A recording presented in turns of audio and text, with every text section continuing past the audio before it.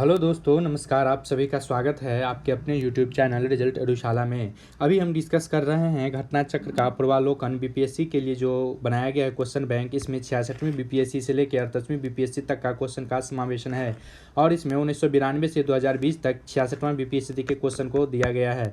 तो आइए अब हम देखते हैं। यह घटना चक्र का पूर्वावलोकन जो है बहुत ही अच्छा है। अगर आप लोगों ने नहीं लिया है तो जाकर अभी परचेज कीजिए। अगर समय अभी बहुत कम है, नहीं लिए हैं, तो इस वीडियो को 2 बार से 3 बार एग्जाम तक आप लोग देख सकते हैं। बीपीएससी सीडीपीओ का जब तक एग्जाम है, ठीक है। तो अभी हम डिस्कस कर रहे हैं हिस्ट्री सेगमेंट का, मॉडर्न इतिहास का डिस्कस कर रहे हैं। और आइए इसी के साथ ये पार्ट 2 वीडियो है। आपने पार्ट 1 देख ही लिया होगा, अभी तक नहीं देखा है तो अभी आप लोग जाइए, डिस्क्रिप्शन में उसका लिंक दिया हुआ है और देखिए। हम सीधा शुरू करते हैं। कल हमने 10 क्वेश्चन तक डिस्कस कर लिया था, अभी हम डिस्कस करेंगे नेक्स्ट पार्ट।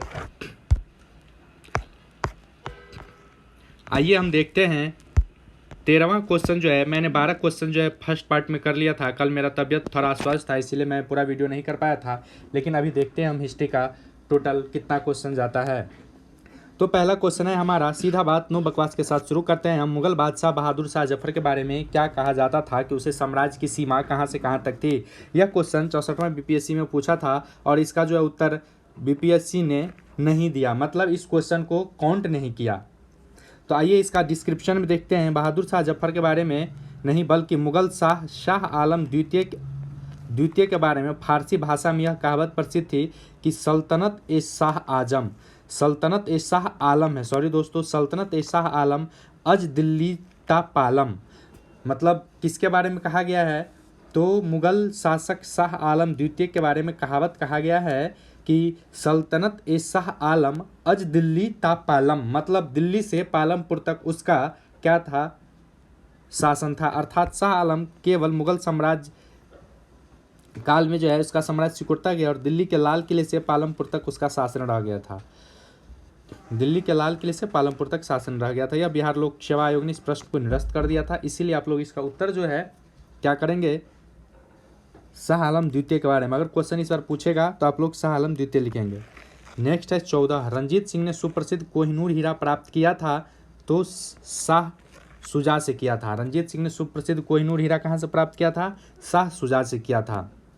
तो बिना डिस्कस किए ही आइए थोड़ा सरसरी निगाहों से देखते हैं। 1773 ईस्वी में पंजाब अहमद शाह अब्दाली साम्राज्य का भाग था, परंतु 1773 में उसकी मृत्यु के पश्चात जो है छोटे छोटे भाग में सिख मुसलमान का अधिकार हो गया। और आगे देखिए 1800 ईस्वी में अहमद शाह अब्दाली का पौत्र शाह शुजा काबिल की गद्दी पर बैठा। इसी में जो है इसी अवसर पर शाह शुजा ने काबुल का राज्य प्राप्त किया और प्राप्त करने के लिए रंजीत सिंह से क्या मांगा? सहायता मांगा। और इस सहायता का बदले कोहिनूर हीरा भेंट किया शाह शुजा ने। रंजीत सिंह को किसने कोहिनूर हीरा भेंट किया? शाह शुजा ने। यही क्वेश्चन है, सुप्रसिद्ध हीरा को किससे प्राप्त किया या किसने भेंट किया? तो शाह शुजा ने। नेक्स्ट है, टीपू सुल्तान ने अपनी राजधानी बनाई। तो टीपू सुल्तान ने श्रीरंगपट्टनम को अपनी राजधानी बनाई है। 38वीं बीपीएससी 92 से 93 में पूछा था। और टीपू सुल्तान ने अपनी राजधानी श्रीरंगपट्टनम को बनाई थी और इसने जैकोबियन क्लब की स्थापना भी की थी और उसका सदस्य बन गया था। इससे अंग्रेज बहुत ही खौफ खाते थे। उसने अपनी राजधानी में फ्रांस और मैसूर के मैत्री प्रतीक स्वतंत्रता का वृक्ष भी रोपा था। नेक्स्ट आते हैं, हम देखते हैं इसने अपने विभिन्न जगह दूत भी भेजा था। कहाँ कहाँ दूत भेजा था? तो कस्तूनिया, इस्तांबुल या काबुल, मॉरिशस में अपने दूत मंडल भी उन्होंने भेज रखा था। नेक्स्ट क्वेश्चन हमारे ये देखते हैं, अंग्रेजों ने श्रीरंगपट्टनम की संधि किसके साथ की थी? अंग्रेजों ने श्रीरंगपट्टनम की संधि टीपू सुल्तान के साथ की थी। टीपू सुल्तान ने अपनी राजधानी कहाँ बनाया? श्रीरंगपट्टनम में। और अंग्रेजों ने श्रीरंगपट्टनम की संधि किसके साथ की? टीपू सुल्तान के साथ की। नेक्स्ट है, इसी में देख लीजिए, डिस्कस थोड़ा सा। तृतीय आंग्ल मैसूर युद्ध 90 से 92 में हुआ, मतलब 1790 से 92 में श्रीरंगपट्टनम की संधि 92 में हुआ। और इस संधि की ओर से कर्नावालिस तथा मैसूर टीपू सुल्तान शामिल थे। यह भी कई बार पूछ देता है कि तृतीय आंग्ल मैसूर युद्ध किस किस के बीच हुआ था? तो कर्नावालिस और मैसूर के सुल्तान टीपू सुल्तान से। कर्नावालिस तथा मैसूर से टीपू सुल्तान के साथ जो है युद्ध हुआ था। तृतीय आंग्ल मैसूर युद्ध 1790 से 92 में और किस संधि के साथ समाप्त हुआ? यह भी कई बार पूछ देता है। तो श्रीरंगपट्टनम की संधि के साथ समाप्त हुआ। नेक्स्ट है, टीपू सुल्तान अपना लगभग 1/2 भाग अंग्रेज तथा उनके साथियों को देना पड़ता था। टीपू को अपने देश का संधि किया, इसके अनुसार क्या करना पड़ता था, टीपू को 1/2 भाग अंग्रेज को देना पड़ता था। नेक्स्ट आइए हम देखते हैं ठगों का उन्मूलन किसके नेतृत्व में हुआ। तो ठगों का उन्मूलन कैप्टन स्लीमैन के नेतृत्व में ठगों का उन्मूलन हुआ। कैप्टन स्लीमैन के नेतृत्व में ठगों का उन्मूलन हुआ। नेक्स्ट क्वेश्चन है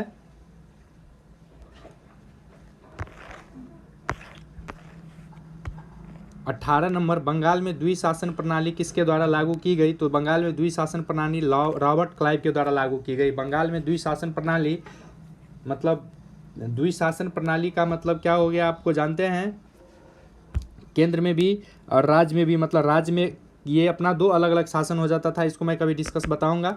रॉबर्ट क्लाइव ने किया था बंगाल में द्विशासन प्रणाली किसके द्वारा, 66वां बीपीएससी 2020 में, यह हाल ही का है। ये रॉबर्ट क्लाइव ने जो है द्विशासन प्रणाली अपनाया था। इसको आइए देख लेते हैं। द्वैध शासन जिसको बोलते हैं, द्विशासन प्रणाली, उसी को द्वैध शासन को ही बोला जाता है। क्लाइव के समय 1765 ईस्वी में हुई थी बंगाल। तो द्वैध शासन रॉबर्ट क्लाइव के द्वारा अपनाया गया था। और द्वैध शासन की शुरुआत बंगाल में किसने किया था, रॉबर्ट क्लाइव ने 1765 में किया था। इसमें क्या होता था, तो क्लाइव अपना अलग पैसा लेता था, मतलब ब्रिटिश साम्राज्य और राजा जो है अलग जनता से पैसा लेते थे कर। तो 2 शासन हो गए, दीवानी अलग हो जाते थे और राजा का शासन अलग हो जाता था। तो वारेन हेस्टिंग के कार्यकाल 1720 ईस्वी में कोर्ट ऑफ डायरेक्टर ने दोहरी शासन प्रणाली को समाप्त करने का निर्णय लिया। पूछा जाता है कि द्वैध शासन किसके समय काल में हटाया गया, तो वारेन हेस्टिंग्स के समय में दोहरी शासन प्रणाली को समाप्त किया गया और उसकी आज्ञा से दोनों दीवान मोहम्मद रजा खान और राजा सिताब राय को हटा दिया गया। यह भी पूछ दिया जाता है कि राजा सिताब राय को कब हटाया गया, किसने हटाया, तो वारेन हेस्टिंग ने हटाया। मोहम्मद रजा खान बंगाल के थे और सिताब राय बिहार के थे। तो दोनों दीवानों को जो पैसा वसूली, अवैध पैसा वसूली होता था 1765 से 72 तक, इसको वारेन हेस्टिंग्स ने क्या किया, हटा दिया। अभी पिछला वीडियोज में हमने क्या डिस्कस किया था कि 12 अगस्त 1765 को इलाहाबाद की संधि हुई थी। नेक्स्ट है द्वैध शासन का जनक किसे माना जाता है। अभी जो ऊपर हमने देखा है, तो द्वैध शासन का जनक किसे माना जाता है, सर लियोन कार्टिस को। सर लियोन कार्टिस को द्वैध शासन का जनक माना जाता है। यह 64वां बीपीएससी 2018 में पूछा हुआ क्वेश्चन है। सर लियोन कार्टिस द्वैध शासन का जनक माना जाता है। इसमें दीवान और विराज कानून व्यवस्था की जिम्मेदारी अलग कर दी गई थी। नेक्स्ट क्वेश्चन है भारत में रेलवे लाइन किस ब्रिटिश गवर्नर के समय बिछाई गई। तो इसका सही उत्तर लॉर्ड डलहौजी हो जाएगा। डलहौजी के समय में जो है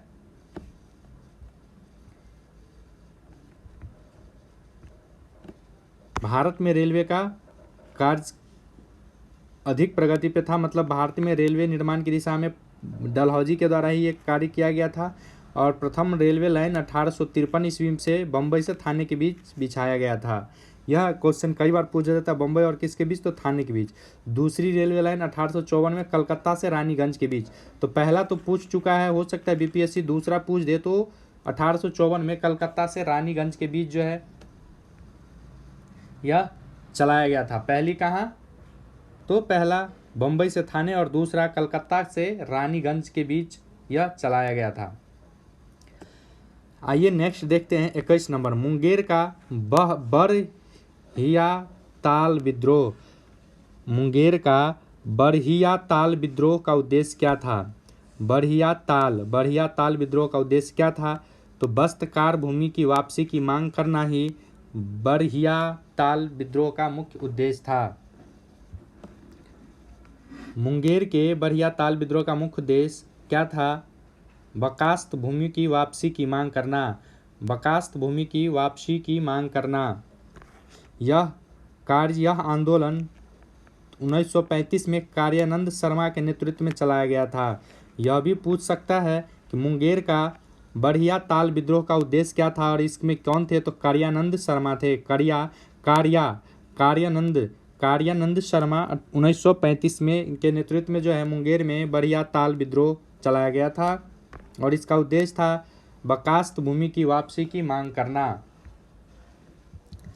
नेक्स्ट क्या है 22 नंबर, 1857 में भारत के गवर्नर जनरल कौन थे। तो 1857 में भारत के गवर्नर जनरल कौन थे, ए गलत, बी गलत, सी देखते हैं, कैनिंग होना चाहिए। सी कैनिंग ही है ऑप्शन सी कैनिंग इसका सही उत्तर है। 1857 के विद्रोह के समय भारत का गवर्नर 56 से 62 तक कौन था? लॉर्ड कैनिंग था। और लॉर्ड कैनिंग ही भारत का अंतिम गवर्नर जनरल तथा ब्रिटिश साम्राज्य के अधीन नियुक्त भारत का पहला वाइसराय था। आप लोग याद रखेंगे कि 1857 के बाद जो है अधिनियम आया, कांग्रेस का जो संशोधन होता था तो 1858 में हुआ, और उसके साथ ही गवर्नर जनरल का पद हट गया और पहला वाइसराय जो है, अंतिम गवर्नर जनरल कौन थे? Lord Canning. और पहला वाइसराय कौन थे? तो लॉर्ड कैनिंग ही पहला वाइसराय थे। 23 में देखिए, अंग्रेजी भारतीय सेना में चर्बी वाले कारतूस से चलने वाले एनफील्ड राइफल कब शामिल की गई? तो दिसंबर 1856 ईस्वी में जो है, ठंडा का मौसम था उस समय शामिल की गई और जनवरी में विद्रोह हो गया। नेक्स्ट आइए देखते हैं, इसी में जो है देख लीजिए 24 नंबर डिस्कस को छोड़ दीजिए, बहुत ज़्यादा टाइम लग जाएगा, सिर्फ क्वेश्चन पे हम डिस्कस करते हैं। 1857 के विद्रोह का नेतृत्व बिहार में किसने किया? तो 1857 के विद्रोह का नेतृत्व कुंवर सिंह ने किया। यह कई बार बीपीएससी पूछ चुका है, 97 में भी और 2008 में भी। नेक्स्ट आइए देखते हैं क्वेश्चन,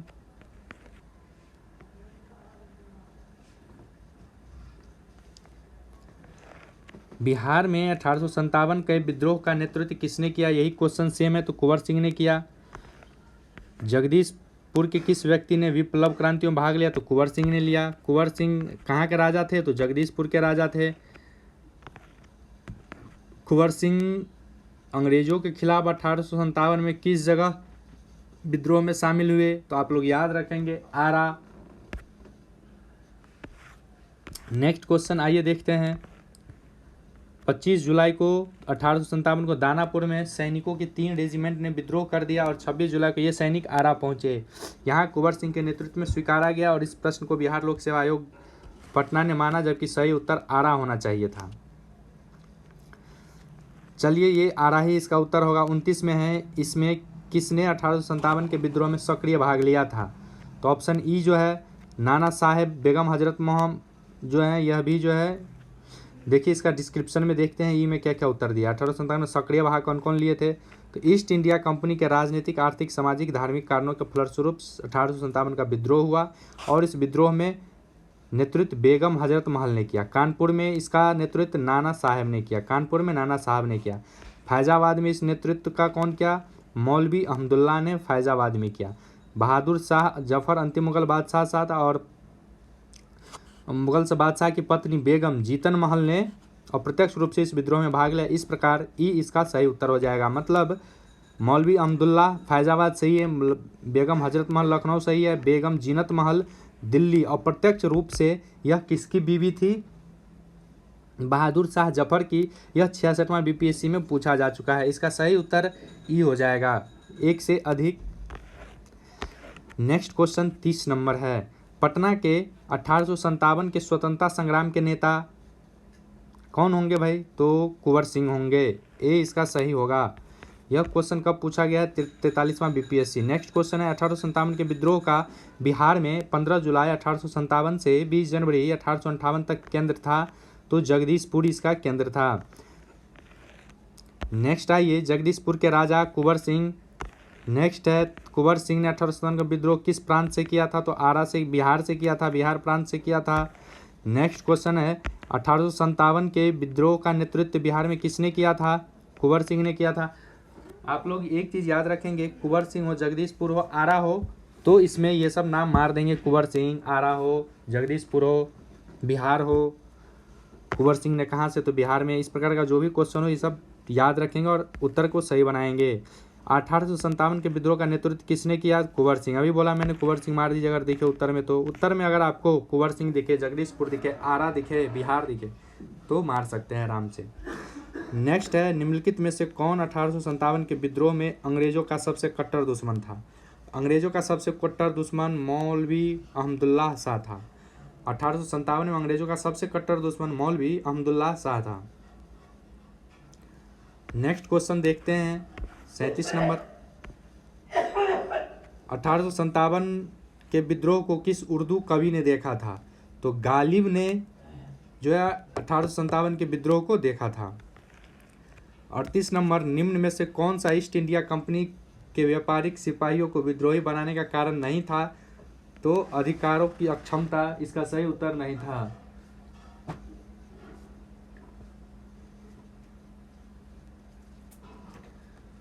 नेक्स्ट आइए देखते हैं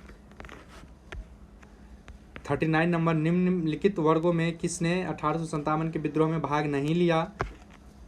तो डी इसका 2 एवं 4 है। तो साहूकार और जमींदार जो है 1857 के विद्रोह में भाग नहीं लिया। साहूकार और जमींदार 1857 के विद्रोह में भाग नहीं लिया। नेक्स्ट है 40 नंबर, निम्नलिखित में से कौन सा कथन सही है? तो ए ही मात्र सही है। 1857 में दरभंगा, डुमरा, हटवा के महाराजाओं और उनके साथियों जमींदारों ने आदमी तथा पैसों से अंग्रेजों की मदद की थी 1857 के विद्रोह में। दरभंगा महाराज भी थे इसमें, डुमराव के थे, हटवा के महाराजा भी जो है जमींदार और उनके जितने भी साथी थे पैसा लेकर के अंग्रेजों का मदद किए थे। नेक्स्ट क्वेश्चन आइए देखते हैं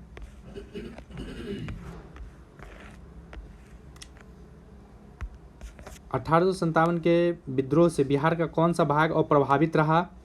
तो बी इसका उत्तर है, मुंगेर अप्रभावित रहा 1857 के विद्रोह से। इसका केंद्र कहाँ कहाँ था बिहार में? तो आरा, दानापुर, पटना, मुजफ्फरपुर, शाहबाद विद्रोह के प्रमुख केंद्र थे। पटना में पीर अली पुस्तक विक्रेता ने विद्रोहियों को नेतृत्व किया। पटना में 1857 का कई बार पूछ चुका है, तो पीर अली ने किया था। नेक्स्ट 1857 का विद्रोह लखनऊ में किसके नेतृत्व में आगे बढ़ा? तो लखनऊ में बेगम ऑफ अवध होगा, बेगम ऑफ अवध होगा।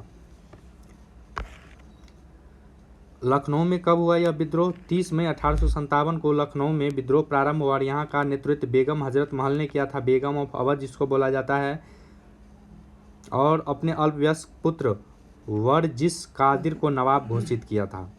नेक्स्ट है 43 नंबर, 1857 का विद्रोह मुख्यतः किस कारण से असफल रहा?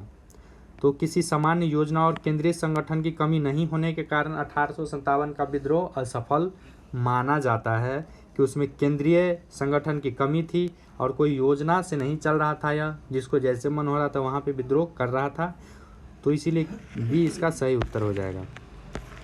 नेक्स्ट है 44 नंबर, विचार कीजिए, और विचार हम करने लगते हैं। तो इसमें देख लीजिए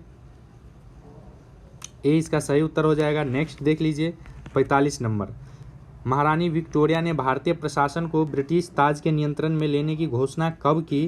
तो भारतीय प्रशासन को ब्रिटिश राज में लेने की घोषणा 1 नवंबर 1858 को किया था।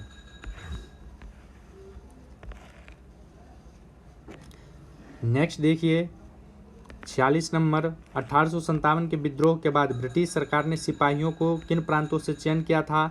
तो गोरखा, सिख और उत्तर प्रांत से।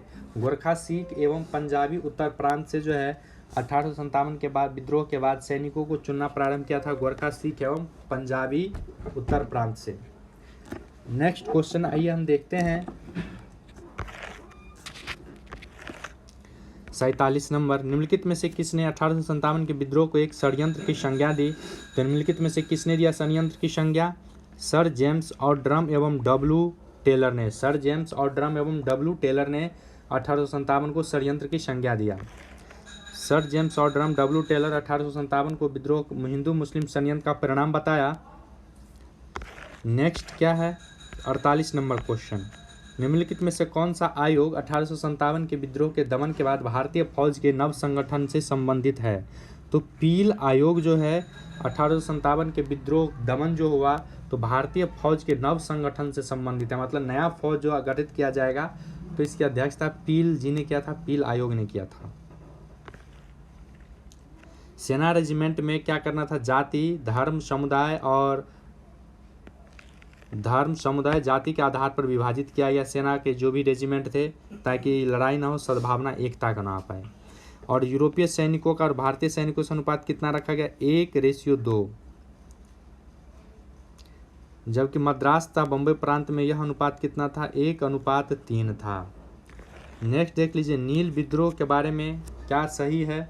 तो इसका सही उत्तर सी हो जाएगा। नील विद्रोह रैयत की खेती नहीं करना चाहते थे, परंतु उस पर एक अमान्य मूल्य पर जबरदस्ती करवाई जा रही थी।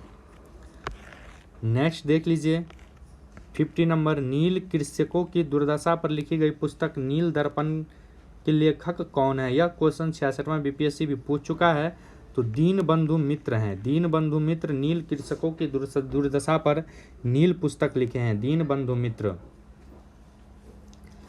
नेक्स्ट क्वेश्चन आइए देखते हैं 51 में, वह प्रथा जिसके तहत किसान स्वयं भूमि का मालिक होता था और सरकार को भू राजस्व भुगतान के लिए जिम्मेदार माना जाता था, रैयतवाड़ी प्रथा भी 65वां बीपीएससी में पूछा गया है यह क्वेश्चन कि रैयतवाड़ी व्यवस्था में सरकार को भू राजस्व के भुगतान के लिए जिम्मेदार माना जाता था और किसान जो है स्वयं भूमि का मालिक होता था।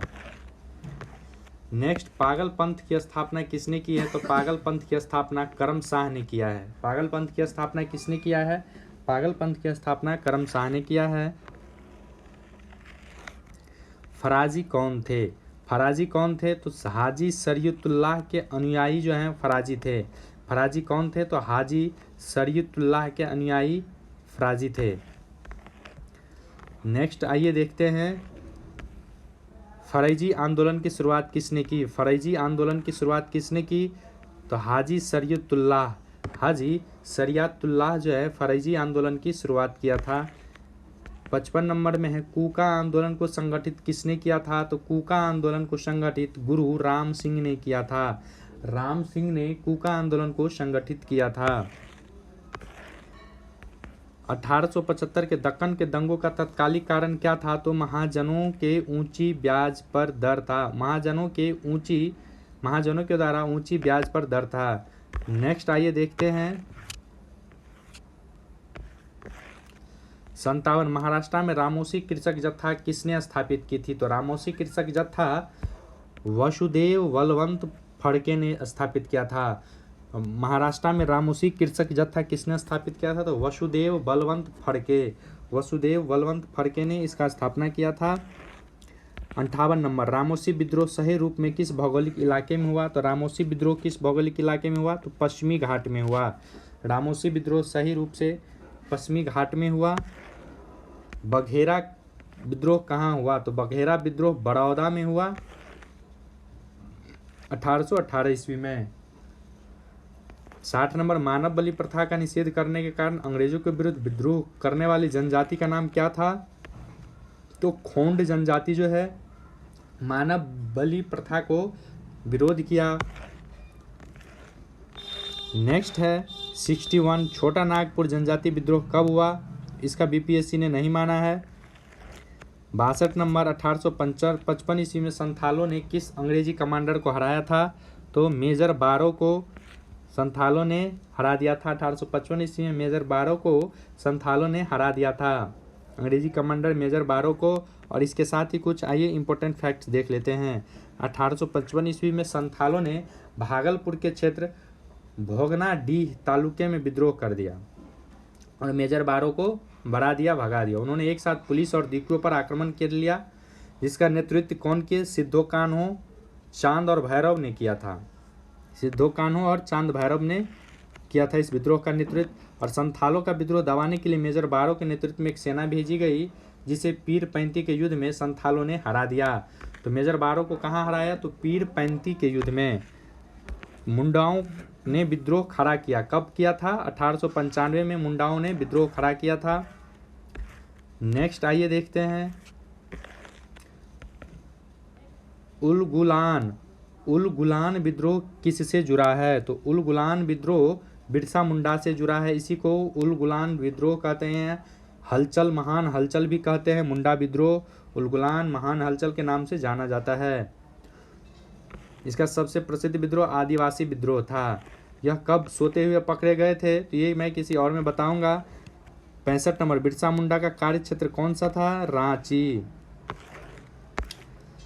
66 नंबर है, 1899 से 1900 ईस्वी में मुंडा क्रांति का नेता कौन था? तो मुंडा क्रांति के नेता बिरसा मुंडा थे। बिरसा मुंडा किसके पक्ष में थे? झारखंड के पक्ष में थे।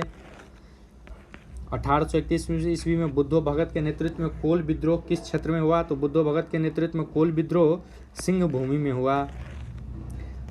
हौज विद्रोह हुआ। हौज विद्रोह कब हुआ? 1820 से 21 ईस्वी के दौरान हौज विद्रोह हुआ, जिसका केंद्र संथाल परगना था। किस स्थान पर आदिवासियों ने अंग्रेजों के खिलाफ विद्रोह किया?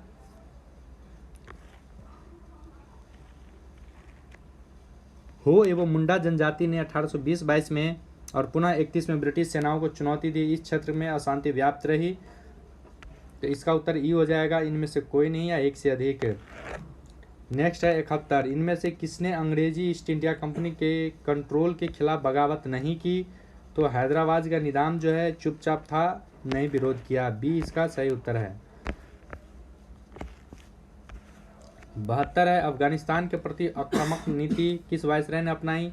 तो लॉर्ड लिटन ने। लिटिल बम था लॉर्ड लिटन, बहुत ही खचरा आदमी था। लॉर्ड लिटन ने अफगानिस्तान के प्रति आक्रामक नीति अपनाई और 1776 ईस्वी में लॉर्ड लिटन वायसराय बनकर अफगानिस्तान के प्रति नीति अपनाई, परिवर्तन आया। 1878 में द्वितीय आंग्ल अफगान युद्ध शुरू हो गया और 1879 ईस्वी तक गंडमक की संधि की गई। नेक्स्ट 73 नंबर देख लीजिए। 1878 ईस्वी का वर्नाकुलर प्रेस एक्ट किसने रद्द किया था? तो लॉर्ड रिपन ने। लॉर्ड रिपन ने 1878 का वर्नाकुलर प्रेस एक्ट रद्द किया था। नेक्स्ट देखते हैं, अस्थाई बंदोबस्त किसके साथ किया जाता है? जमींदारों के साथ अस्थाई बंदोबस्त किया जाता है। नेक्स्ट 75 नंबर, बिहार में परमानेंट सेटलमेंट लागू करने का क्या कारण था? तो भू राजस्व का राजस्व निर्धारण करना। दोस्तों हम अभी तक जो देख चुके हैं 75 क्वेश्चन देख चुके हैं। तो नेक्स्ट वीडियो जल्दी हम अपलोड करेंगे, पार्ट 3। ये पार्ट 2 है आपका।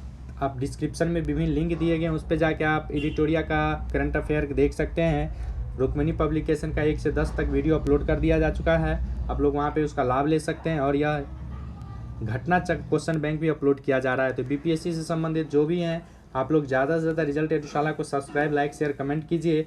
कम से कम 300 सब्सक्राइबर पुरा दीजिए। एक से अच्छा कंटेंट मैं डालूंगा जल्द ही। आप लोग से उम्मीद हम करते हैं कि वीडियो को ज़्यादा से ज़्यादा शेयर, सब्सक्राइब करेंगे। फिर हम मिलते हैं, तब तक के लिए